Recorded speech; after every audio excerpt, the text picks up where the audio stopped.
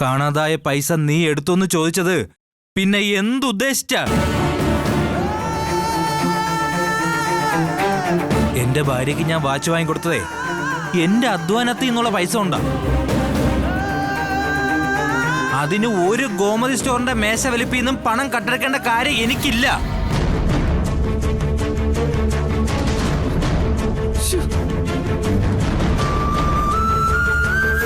കണക്ക് പറഞ്ഞ ലക്ഷങ്ങൾ ഇങ്ങോട്ടായിരിക്കും തരേണ്ടത്.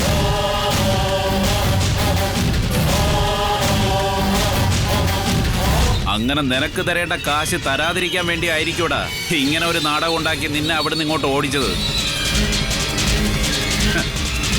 അച്യുതാ, അവര് സംസാരിക്കട്ടെ. നീ വാടാ.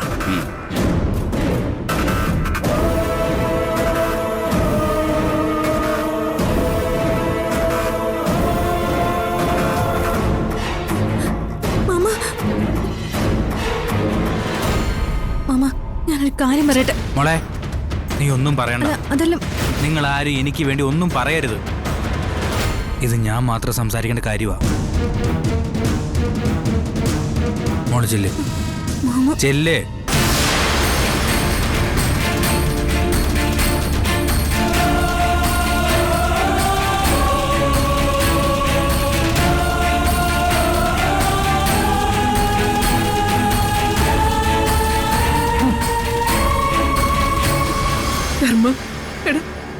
ഞാൻ നിന്നെ കൈയെടുത്ത് തൊഴാം.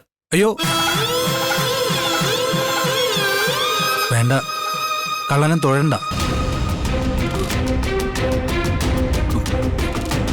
ഇതാ ഈ കൃഷ്ണമംഗലം ഇനി എന്റെ വീട്. എന്റെ ഏട്ടന്മാരും അമ്മയും ഏട്ടത്തിമാരും ഒക്കെയാ ഇനി എന്റെ ബന്ധുക്കള്. ആവശ്യമില്ലാതെ ഇനി ആരും എന്നോട് സംസാരിക്കാൻ വരരുത്. മാമ,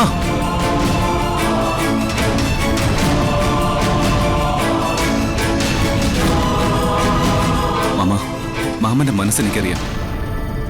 അത്രയ്ക്ക് ഉള്ളിൽ നീർന്നതുകൊണ്ടാ മാമൻ ഇങ്ങനെ പ്രതികരിക്കുന്നത്.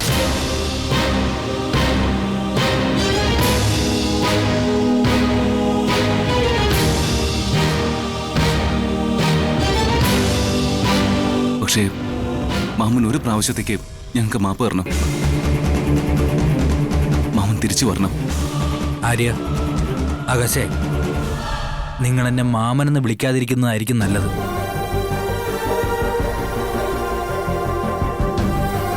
ചിലപ്പോ നാട്ടുകാരുടെ ഇടയിൽ താമസിയാതെ കാശ് മോഷ്ടിച്ച കള്ളനെന്നുള്ള പേര് എനിക്കങ്ങ് ഉറയ്ക്കും. അപ്പൊ ഈ കള്ളന്റെ അനന്തരവന്മാരെന്ന് പറയുന്നതേ നിങ്ങൾക്കൊരു ക്ഷീണമായിരിക്കും.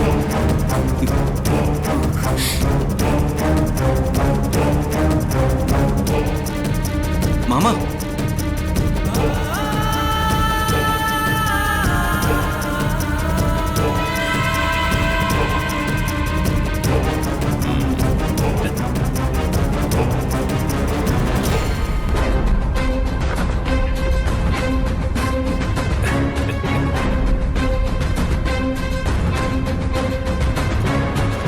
വാ വാ, തകർത്തട മോനെ, നീ ഞെട്ടിച്ചു കളഞ്ഞു. ഇപ്പോഴാ നീ ഞങ്ങളുടെ അനിയനായത്. ഇതുവരെ ഞാൻ കരുതിയത് നീ ദേവമംഗലംകാരുടെ ഒരു അടിമയായി നിന്ന് ജീവിതം കളഞ്ഞു കുളിച്ചു. ഇപ്പം മനസ്സിലായി മോനെ, നീ ഒരു ആൺകുട്ടിയാടാ.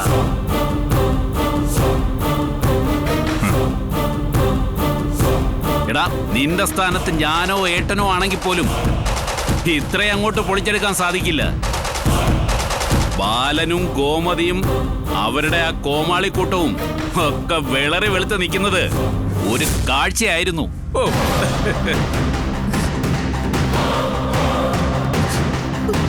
എല്ലാവരുടെയും തൊലി നീ അങ്ങ് ഉരിച്ചെടുത്തു.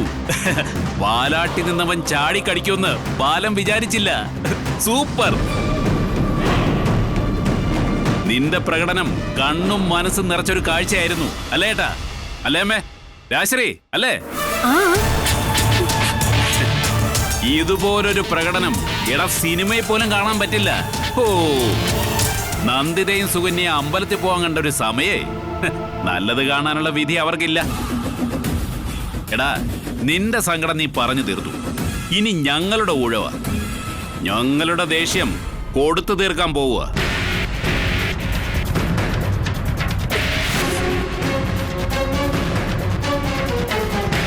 എടാ എടാ ഞാൻ പറഞ്ഞില്ലേ, ഇതെന്റെ മാത്രം കാര്യമാ. ഞാൻ നോക്കിക്കോളാം. ദേ, നിങ്ങൾ ഇടപെട്ട് ഇതൊരു കുടുംബ വഴക്കാക്കണ്ട. എന്തായാലും പറയാനുള്ളത് ഞാൻ പറഞ്ഞു കഴിഞ്ഞു. എന്റെ മനസ്സിന്റെ വിഷമം തൽക്കാലം കഴിഞ്ഞു. വിട്ടേക്കാം. വിട്ടേക്കാനോ? അതൊന്നും പറ്റില്ല കൊച്ചച്ച. കൊച്ചച്ഛന് വേണ്ടി ഞങ്ങൾ പകരം ചോദിക്കും. കൊച്ചച്ഛന് ചോദിക്കാനും പറയാനൊക്കെ ആരുമില്ലെന്ന് ഒരുത്തനും വിചാരിക്കണ്ട. അതേടാ, നീ ഞങ്ങളുടെ ചോരയാ. നീ ആ ബാലനോട് പറഞ്ഞില്ലേ നിന്റെ മനസ്സിൽ മുറിവേറ്റൊന്ന്? നിനക്ക് മാത്രമല്ല, ഞങ്ങൾക്ക് മുറിവേറ്റിരിക്കുക. ഞങ്ങളെയും കൂടെ ചേർത്ത് ആ ബാലൻ അപമാനിച്ചിരിക്കുന്നേ. വീടില്ല. ഒന്നും വേണ്ട ഏട്ടാ, പ്ലീസ്. ദേ, പിന്നൊരു കാര്യം കൂടി. സുകന്യ ഏട്ടത്തിയും വരുമ്പോ നടന്ന കാര്യങ്ങളൊന്നും അവളോട് പറയരുത്. സുകന്യ ബഹളം ഉണ്ടാക്കും. എടാ, ബഹളം ഉണ്ടാക്കണമല്ലോ. അവളുടെ ഭർത്താവിനെ അപമാനിച്ച അവളും ചോദിക്കണം. ഞങ്ങളെല്ലാരും അവളുടെ കൂടെ ഉണ്ടാവും. അച്യുത, ധർമ്മനെല്ലാം പറഞ്ഞില്ലേ? അവന്റെ ദേഷ്യവും സങ്കടവും ഒക്കെ കഴിഞ്ഞു. ഇനി അത് വിട്ടേക്ക്. ഏട്ടനെന്താ ഇപ്പോ ആകെ അങ്ങ് തണുത്ത പോലെ, സന്യാസിയെ പോലെയൊക്കെ സംസാരിക്കുന്നു. അവൻ നമ്മളോട് കാണിച്ചിട്ടുള്ളതൊക്കെ മറന്നോ? എന്താ ഏട്ടാ, പഴയ ദേഷ്യമൊക്കെ ഏട്ടന്റെ മനസ്സിൽ നിന്ന് അങ്ങ് പോയോ? ഞാൻ ഒന്നും മറന്നിട്ടില്ല. അതൊക്കെ അവിടെ തന്നെ ഉണ്ട്. ഞാൻ ഇപ്പോഴത്തെ കാര്യമാണ് പറഞ്ഞത്. ഒന്നാമത്, ആ വീട്ടിലെ ഒരു കുട്ടി ഇവിടെയുണ്ട്. പാവം, ഇവളെല്ലാം കണ്ട് ആകെ വിഷമിച്ചിരിക്കുക. അനന്തം പറഞ്ഞ പോലെ അനുശ്രീക്ക് സങ്കടം വരുന്ന കാര്യങ്ങളൊന്നും വേണ്ട. ഇവിടിതിപ്പോ നമ്മുടെ ഒരു പൊതു പ്രശ്നമാണ്. അവിടെ പ്രത്യേകിച്ച് ആരുടെയും സങ്കടം നോക്കി പറയാനുള്ളത് പറയാതിരിക്കാൻ പാടില്ല. ചെയ്യാനുള്ളത് ചെയ്യുക തന്നെ വേണം.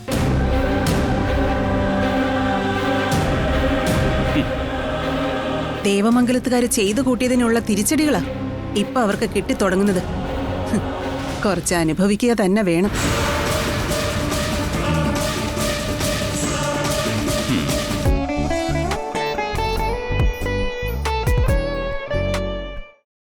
ദേവമംഗലത്തുകാര് ചെയ്തു കൂട്ടിയതിനുള്ള തിരിച്ചടികളാ ഇപ്പൊ അവർക്ക് കിട്ടിത്തുടങ്ങുന്നത്. കുറച്ച് അനുഭവിക്കുക തന്നെ വേണം.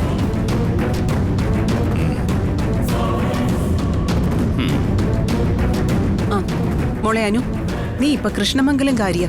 നിന്റെ മനസ്സിലും ആ ഒരു ചിന്ത വേണം.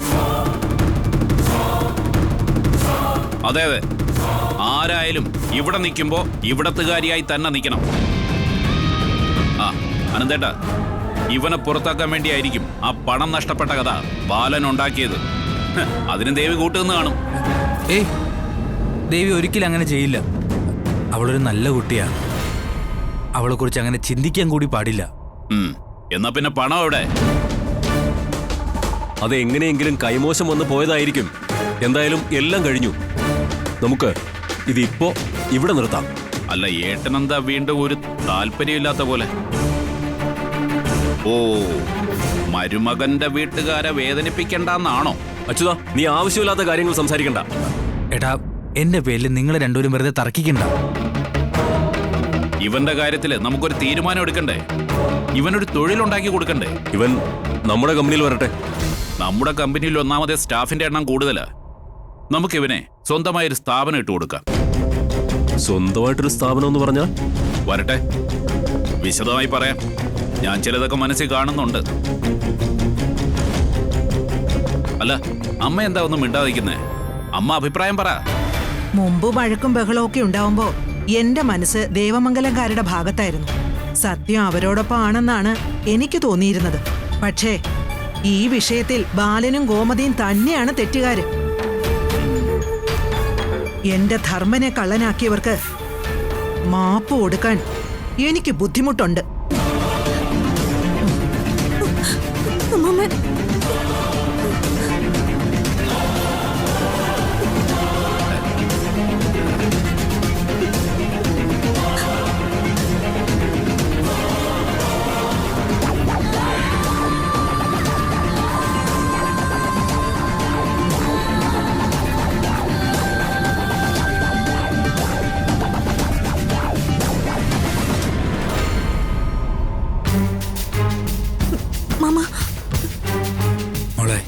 നീ വിഷമിക്കരുത്.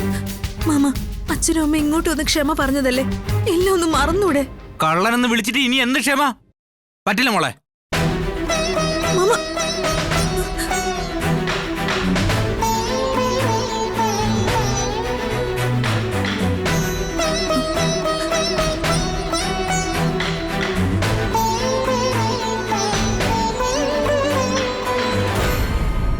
എന്നെ ഒരു കോമാളിയാക്കിയപ്പോ എല്ലാവർക്കും സമാധാനമായല്ലോ അല്ലേ? എന്താ ഇന്നലെ പറഞ്ഞേ? നേരിട്ട് ചെന്ന് ധർമ്മനെ വിളിച്ചാൽ അവൻ അപ്പോഴേ ഇറങ്ങി വരുമെന്ന് അല്ലേ? വന്നോ അവൻ? അവൻ വന്നോന്ന്? കൃഷ്ണമംഗലംകാരന്റെ മുന്നിൽ ആദ്യമായി ഞാൻ തോറ്റത് ഇന്നാ. ആര്യനും ആകാശും അവർക്ക് ഇഷ്ടപ്പെട്ട കല്യാണം നടത്തിയപ്പോഴോ അനുശ്രീ കൃഷ്ണമംഗലത്തേക്ക് പോയപ്പോഴോ അല്ല, ഇന്നാ ഞാൻ വീണുപോയത്. ഞാൻ വളർത്തി വലുതാക്കിയവൻ ശത്രുക്കളുടെ മുന്നിൽ വെച്ച് എന്നെ അപമാനിച്ചപ്പോഴാ ഞാൻ തോറ്റുപോയത്. എല്ലാം കണ്ട് ആസ്വദിച്ച് അച്യുതവർമ്മയും മറ്റും അവിടെ നിന്നില്ലേ? ആ കാഴ്ച മരിക്കുന്നവരെ എന്റെ കണ്ണീന്ന് മായില്ല. അവന്റെ മനസ്സ് ഇത്രയ്ക്ക് വേദനിച്ചിട്ടുണ്ടെന്ന് എനിക്കറിയാൻ വയ്യായിരുന്നു ബാലേട്ട. അതെ, അറിയാൻ വയ്യെങ്കിൽ മിണ്ടാതിരിക്കണം. എന്തിനാ മാപ്പ് പറയാൻ എന്നെ നിർബന്ധിച്ചേ? വലിയ ധർമ്മൻ മാമൻ നിങ്ങളെ ഉപദേശിക്കുന്നുണ്ടല്ലോ, കള്ളന്റെ അനന്തരവനാകരുതെന്ന്. അതൊക്കെ എന്റെ നേർക്കുള്ള ആക്ഷേപങ്ങളായിരുന്നു. ഭൂമി പിളർന്ന് താഴെ പോയെങ്കിലെന്ന് പ്രാർത്ഥിച്ച ഞാൻ അവിടെ നിന്നേ. ഇടയ്ക്ക് വിചാരിച്ചു അവന്റെ ചെകിട്ടത്തൊന്ന് പൊട്ടിച്ചാലോന്ന്. പക്ഷെ പിന്നെ ചിന്തിച്ചു, അവനെ അടിച്ചാലേ അവൻ തിരിച്ചടിച്ചാലോ എന്ന്.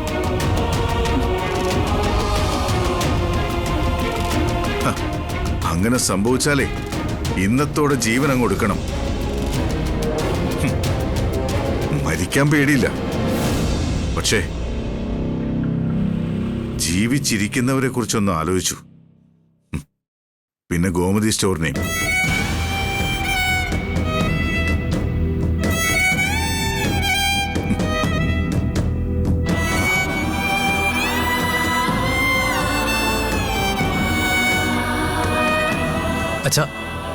അച്ഛനോടുള്ള ദേഷ്യം കൊണ്ടല്ല മാമനത് പറഞ്ഞത്. മാമനെ മറ്റാരെന്ത് പറഞ്ഞാലും മാമനത് സഹിക്കും. പക്ഷെ അച്ഛൻ പറഞ്ഞ മാമനത് സഹിക്കില്ല. നിർത്ത്. എന്താടാ ഞാൻ അവനെ പറഞ്ഞേ? അവൻ കള്ളനാണെന്ന് ഞാൻ പറഞ്ഞോ? അവൻ കാശ് കട്ടെടുത്തെന്ന് ഞാൻ പറഞ്ഞോ? അതങ്ങനെ നേരിട്ട് പറയണ്ടല്ലോ. സംശയിച്ചൊരു ചോദ്യം മതി, അർത്ഥം എല്ലാവർക്കും അങ്ങ് മനസ്സിലാവുമല്ലോ. ഓ, അത് ശരി. എല്ലാരും ഇപ്പോ അവന്റെ ഭാഗത്താണല്ലേ? വേണ്ട, എനിക്കറിയാം. എവിടെയും ഒറ്റപ്പെട്ടു പോകാനാ എന്റെ വിധി.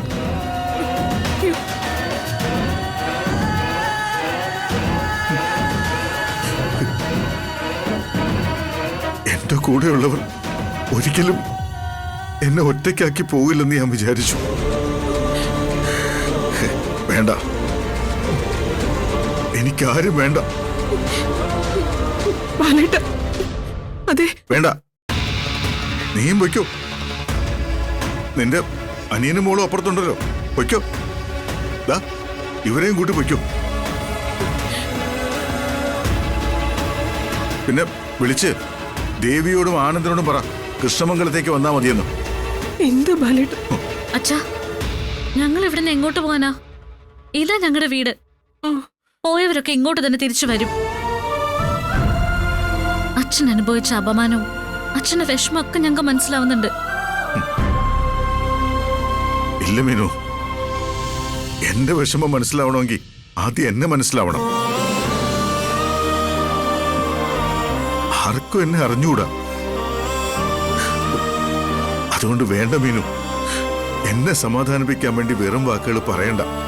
ഞങ്ങൾ പറയുന്നത് വെറും വാക്കാണെന്ന് അച്ഛന് തോന്നുന്നുണ്ടെങ്കിൽ അച്ഛന് ഞങ്ങളെ മനസ്സിലാക്കാൻ പറ്റിയിട്ടില്ല. അച്ഛൻ ഞാൻ പറയുന്നൊന്ന് സമാധാനത്തോടെ കേക്ക്. അച്ഛൻ ഇന്നലെ പറഞ്ഞത് അബദ്ധം തന്നെയാ. പക്ഷേ ഇന്ന് അച്ഛൻ അതിന് ക്ഷമ പറഞ്ഞു. മാമൻ ഉറപ്പായിട്ടും വരായിരുന്നു. എന്തെങ്കിലും പറയാനുണ്ടെങ്കിൽ അത് ഒറ്റയ്ക്ക് പറയാമായിരുന്നു. അമ്മേ, ഇനിയും മാമനെ വിളിക്കുന്ന കാര്യം തൽക്കാലം നമുക്കങ്ങ് മറക്കാം. തൽക്കാലമല്ല, എന്നേക്കുമായിട്ട് തന്നെ മറക്കാം. ലാലേട്ടാ, അച്ഛൻ ഞാനൊന്നും ആകാശ്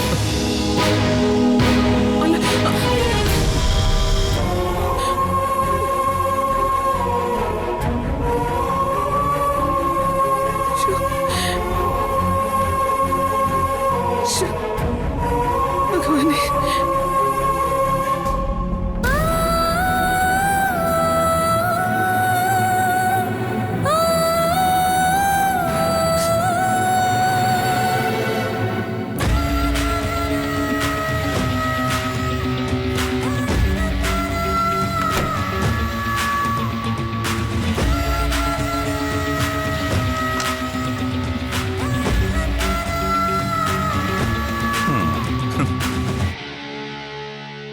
ആഹാഹാഹാ. ജീവിതത്തിന് ഇപ്പൊ എന്താ ഒരു രസം. ആഹാഹാഹാ. സന്തോഷിക്കാനുള്ള ഓരോരോ സംഭവങ്ങൾ ദൈവമായിട്ട് കൊണ്ടുവന്നോണ്ടിരിക്കുവല്ലേ. ആ, നീ കണ്ടത് തന്നെയാ. എന്നാലും ഒരിക്കൽ കൂടി അതൊന്ന് ഓർത്തു പറയുമ്പോ ആഹാ ഒരു തരം സുഖം. ആ, അനുശ്രീ, നിനക്കറിയില്ലേ അപ്പുറത്തെ വീട്ടിലെ ആ ഉടായിപ്പ് കക്ഷി, മറ്റേ മീശയും താടിയൊക്കെ വളർത്തിയ ഒരു കച്ചടാ ബൈക്കിൽ അങ്ങോട്ടും ഇങ്ങോട്ടും ഒക്കെ പോകുന്ന പുള്ളി? പേര് ഗോമതി സ്റ്റോർ ബാലൻ. ആഹാ, അയാളെ എന്റെ കൊച്ചച്ഛൻ ചവിട്ടി തേച്ചങ്ങ് ഭിത്തിയിലൊട്ടിച്ചു. ഭൂലോക പരാക്രമീന്നാ ആ ഗോമതി സ്റ്റോറിന്റെ ഭാവം. പക്ഷെ ഉണ്ടല്ലോ, ഒളിച്ച് കൈ കൊടുത്തില്ലേ, കാല് പിടിക്കാൻ വന്നതാ. കൊച്ചച്ഛൻ കാല് മടക്കി അടിച്ചില്ലെന്നേ ഉള്ളൂ. ഞാൻ കരുതിയതേ ഈ ബാലൻ പിള്ള വലിയൊരു ആറ്റം ബോംബായിരിക്കുമെന്നാ. ആള് വെറും അണുകുണ്ട. ദയാലോകെ, സൂക്ഷിച്ച് സംസാരിക്കണം. നീ ഇന്നലെ മുതൽ തുടങ്ങിയത് എന്നെ നീ ആക്ഷേപിച്ചോ. പക്ഷെ എന്റെ അച്ഛനെയും അമ്മയും വീട്ടുകാരെയും നീ ഒന്നും പറയരുത്. എടി, ഞാൻ നിന്റെ അച്ഛനെ കുറ്റപ്പെടുത്തി പറഞ്ഞോ? അച്ഛന്റെ കുറവുകൾ പറഞ്ഞോ? ഞാന് ഉള്ളതല്ലേ പറഞ്ഞത്. നീയും കൂടെ കണ്ട കാര്യങ്ങള്. ഈ പഴയ കാരണന്മാര് പറയാറുണ്ടല്ലോ, ഇത്രയൊക്കെ ഉള്ളൂ മനുഷ്യന്റെ കാര്യങ്ങളെന്ന്. സത്യം ഇത്രേ ഉള്ളൂ. പുലിയെ പോലെ വന്നു, എലിയെ പോലെ പോയി. എന്തായാലും കട മുതലാളിയുടെ കച്ചവടം പൂട്ടി കൈ കൊടുത്തിട്ടുണ്ട്. എന്റെ അച്ഛനെ പറയുന്ന നിനക്ക് എന്ത് യോഗ്യതയുടെ ഉള്ളത്? നിന്നോടല്ലേ പറഞ്ഞു വിടാ.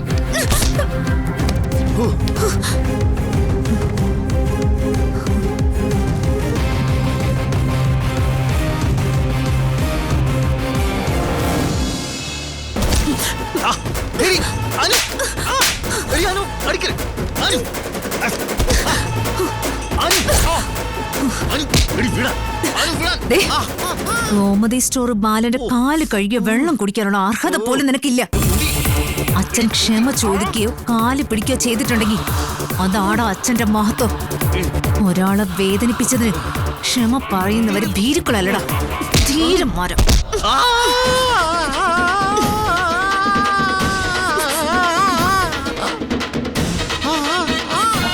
ഹലോ, പാട്ട് പാടും കേട്ടാ. എന്തായിട്ടാ ഇത്? ചുമ്മാതിരി, പിള്ളേര് സന്തോഷിക്കട്ടെ. എടാ, ഇപ്പൊ ചെന്നില്ലെങ്കിൽ അവന്റെ കാര്യം പോക്ക.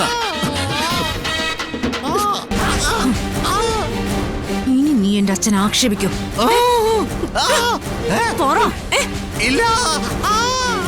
ഹലോകേ, ഹലോകേ, ഹലോകേ.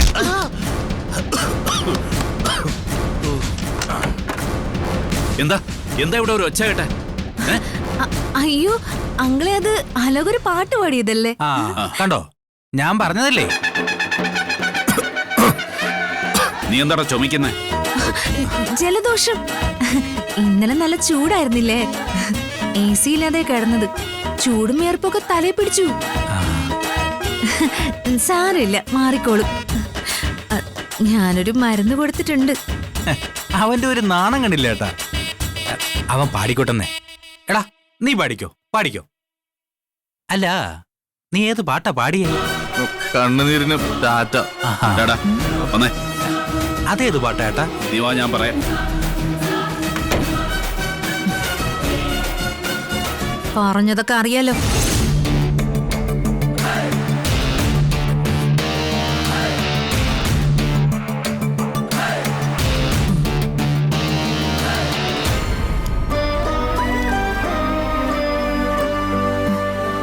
ചേച്ചി, ധർമ്മം കൊച്ചനെ ഇനി ഇങ്ങോട്ട് പ്രതീക്ഷിക്കണ്ട.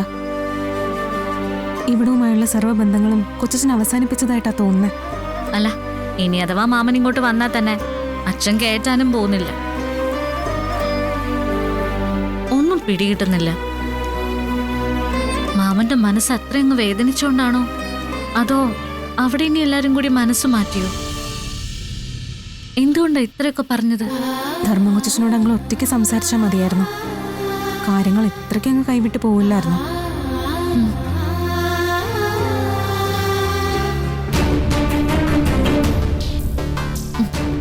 അച്ഛൻ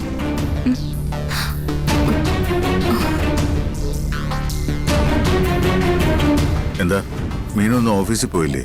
ഇല്ല അച്ഛാ, ഇന്ന് പോണ്ടായിരുന്നു എനിക്ക്. ഇവിടുത്തെ പ്രശ്നങ്ങളും ബഹളങ്ങളും ഒക്കെ കണ്ട് നിങ്ങൾ പേടിച്ചു അല്ലേ? പേടിച്ചിട്ടല്ല അങ്കിളെ, അങ്കിളിന്റെ പ്രയാസം കണ്ടപ്പോ വിഷമം തോന്നിപ്പോയി.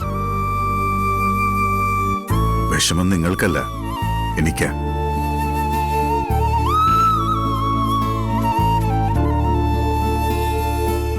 കുറച്ചു നേരത്തെ ഇവിടെ വീട്ടിൽ നടന്ന തർക്കത്തിനിടയിൽ ഞാൻ നിങ്ങളെ ഒന്ന് വേദനിപ്പിച്ചു. അതൊന്നും മനസ്സിൽ വെച്ചേക്കരുത്. അച്ഛൻ ഞങ്ങളെ വേദനിപ്പിച്ചെന്നോ? എപ്പോ? നിങ്ങൾ രണ്ടുപേരും ആകാശന്റെയും ആര്യന്റെയും ഭാര്യമാരായി വന്നത് എനിക്കിഷ്ടപ്പെട്ടൊന്നും ആയിരുന്നില്ലെന്ന് അപ്പോഴത്തെ ഒരു അവസ്ഥയിൽ ഒരു ഉദാഹരണം പോലെ പറഞ്ഞു പോയതാ. അങ്കിൾ എന്തായി പറയുന്നേ? അച്ഛാ, ഞങ്ങൾ ഇതൊക്കെ തമാശയായിട്ടേ എടുത്തിട്ടുള്ളൂ. അതെ, അങ്ങനെ തമാശയായിട്ട് എടുക്കേണ്ട കാര്യമല്ല. നിങ്ങൾ 3 പേരും, ദേവിയും മിത്രയും മീനാക്ഷിയും, ഈ വീടിന്റെ 3 വിളക്കുകളാണ്.